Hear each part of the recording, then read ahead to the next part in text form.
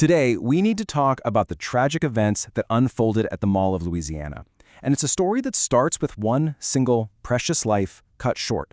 But, as you'll see, it quickly opens up into a much larger and deeply troubling national reality. Just listen to these words from Ascension Episcopal School, used to remember one of their own. It's such a powerful tribute. It really tells you everything, doesn't it? It paints this beautiful picture of the young woman at the center of this story, Martha Odom. So the life that was lost, it was Martha Odom's. She was just 16 years old, a senior in high school, with graduation and, well, her entire life, right around the corner. And that sense of loss, it was felt far and wide. Louisiana's Attorney General Liz Murrill, who actually knew the Odom family, really captured the heartbreak and the demand for justice in this powerful statement.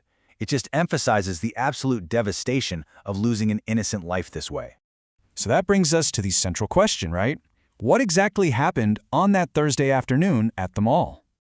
The setting for all this, well, it's a place so many of us know, the local mall. For Martha and her classmates, it was supposed to be an unofficial skip day for the seniors. A day of fun before graduation. But it just took this absolutely devastating turn. So here's what we know from officials. The violence just exploded in the mall's food court.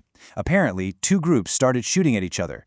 And Martha, she was just an innocent bystander caught in the crossfire. The coroner later confirmed she died from a single gunshot wound to the chest. And at least 5 of her classmates were right there with her, innocent kids, caught in a senseless act that also wounded 5 other people.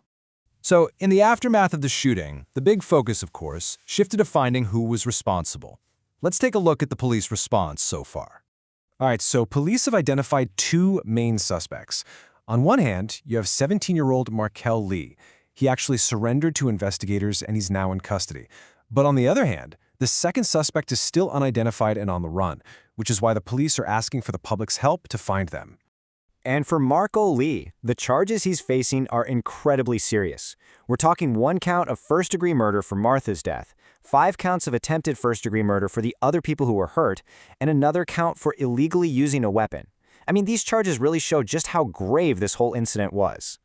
Okay, so as absolutely devastating as this one story is, it's really important to zoom out now and see how it fits into a much larger and frankly alarming national picture. 122.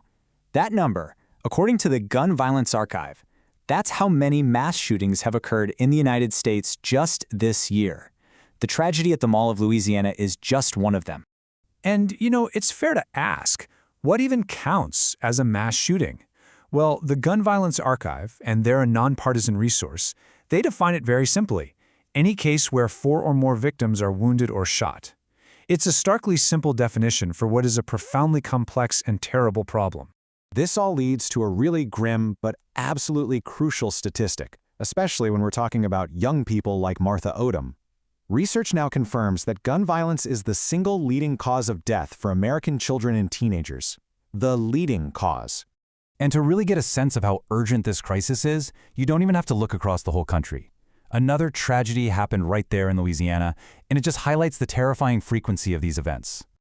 Just think about it. You take the shooting that took Martha Odom's life in Baton Rouge, And you realize it happened less than a single week after another mass shooting, right there in Louisiana. This one was in Shreveport, an incident police say was related to domestic violence, and it killed 8 children. 2 horrific events, just days apart, in the very same state. So, where does this all leave us? It's a tough question.